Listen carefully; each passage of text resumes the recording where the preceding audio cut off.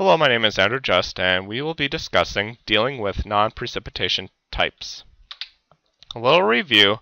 There are two groups for non-precipitation types. The first one here is shown on the screen, including the elements like fog, frost, and smoke. If you put a value in for them, let's take for example 40%, we put that in a probability of fog grid. When it gets put into the weather grid, it will get converted to areas, as shown in the orange box in the middle part of the screen. The next group considered the special types like thunder, flurry, sprinkles. If you put say a 20% value in for thunder, that will get converted to slight chance on the weather grid. But if you want to see it as a coverage verbiage like isolated, just click the last option in the forecast builder GUI for the creation of the weather grid. Let me preface this talk by saying that most tools mentioned are embedded within the non-precipitation type step of Forecast Builder. Note that what's shown here is mostly a summertime appearance. Your elements may differ slightly, and it will differ slightly between season to season. So the first element we're going to talk about is probability of thunder. Underneath the Edit menu in GFE, you will find a procedure called PotThunder. And again, this is embedded within Forecast Builder. And when you pull it up, this is what the GUI looks like. Pretty simple. It's just going to copy your pop to the probability of thunder. But if you have a situation where you've got widespread showers but only some embedded thunderstorms, you may just want to keep those values down to a suggestion of an isolated. So I will take that for that maximum value for PotThunder, move that slider bar all the way back to say 20 to get that isolated verbiage that I want to see. Note that more development work is needed here, including tools and smart inits, things that maybe involve CAPE, just for an idea. SPC SREF calibrated thunderstorm probabilities is a good idea here, but trying to get those to AWIPs, because right now they're just on the web. So adjusting for severe storms, taking this to the next level, there is a grid for that called the Pot Severe, and that can be used to introduce T+ into the weather grid. Note that the values need to be greater than or equal to 30%. And this gives you the ability to delineate in both time and space the severe storm threat. Similar to thunder, more tool development is needed here. You've got the SPC convective outlooks. The problem is they're 24-hour based, so they may not give you the temporal detail that you would like, or even spatially. And then there's the SPC SREF calibrated severe probabilities, and again, those are online and not readily available in AWIPs quite yet. But again, it would be just an idea for a first start even. Note that severe thunderstorm and tornado watches will automatically raise that T to T+ in the weather grid, whether or not you have a probability severe grid.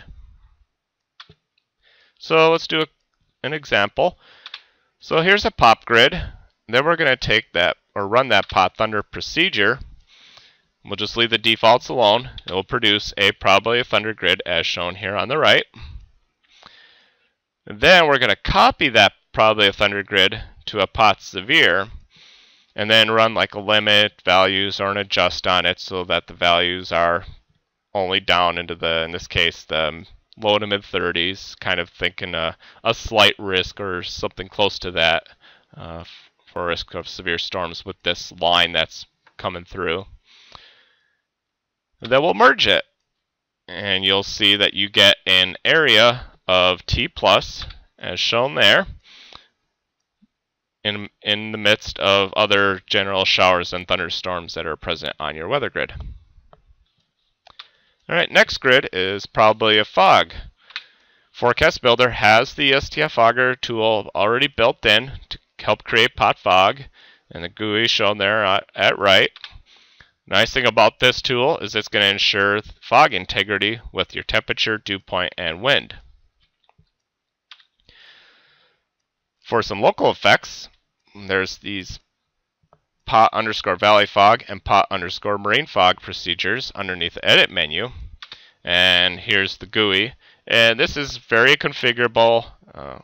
They're named Valley Fog and Marine Fog, but I mean, you could go into the configuration and change these up to fit your CWA better.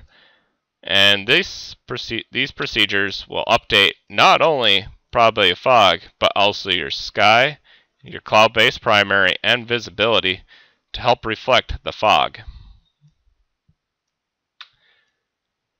Should you have visibility grids in GFE, you can also produce probability of fog from them with the PotFog from Visibility Smart Tool. And that's shown there, and you could just adjust the slider bars so that your fog is only mentioned up to specific visibilities. Next, sprinkles and flurries.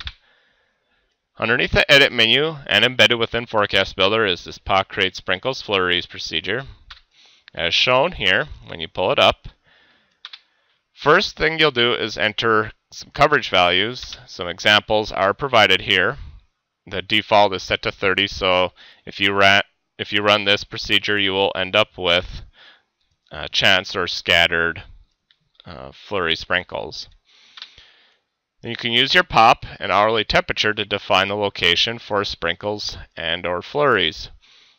So if you just want a day with sprinkles and flurries, just put an area of, say, 10 to 15 pops, because after 15, that's where your precipitating weather starts to kick in. Next tool, Frost, which is called by this Pot Frost tool, which is again also embedded within Forecast Builder. You can use your temperature and hourly grids to assign values to probability of frost. Keep the integrity going there. Hourly grids are preferred for the Pot Frost, again for integrity purposes. Blowing snow. Also embedded within Forecast Builder is this Pot Create Blowing Snow tool, and here it is shown on the right. There's a lot of various limit in factor checks you can put in here, and a similar capping so that you only get maybe areas of blowing snow with, say, you can set that maximum value to 40. But if you leave the defaults, that's certainly fine. The procedure employs the research at La Crosse, where we've looked at both La Crosse, which is a more sheltered airport, and Rochester, Minnesota, which is much, much more exposed and over higher terrain. And when you run the tool, you'll use your wind speeds to assign a coverage. So when you get to, say, 20 knots of wind, you'll see areas of blowing snow. A big caution note, though, it does not take into account the snowpack conditions. So you may need to not run this tool if your snowpack is very hard and crusted over, or you may want to increase the coverage a little bit more if the snowpack is readily available to blow around. Then freeze and spray for the marine offices. There's the freeze and spray forecaster procedure that's been built into Forecast Builder. It computes heavy freeze and spray and pot freeze and spray using your temperatures, winds, wave heights, and your lake surface temperature.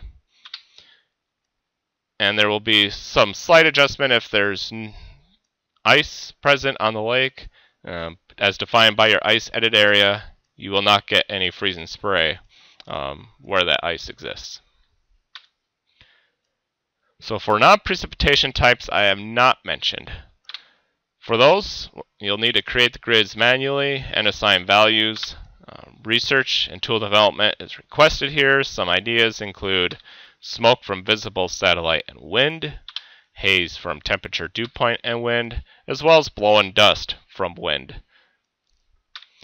And that's the end of this module. Again, if you have any questions or feedback, please email me. My address, andy.just@noaa.gov. Thank you.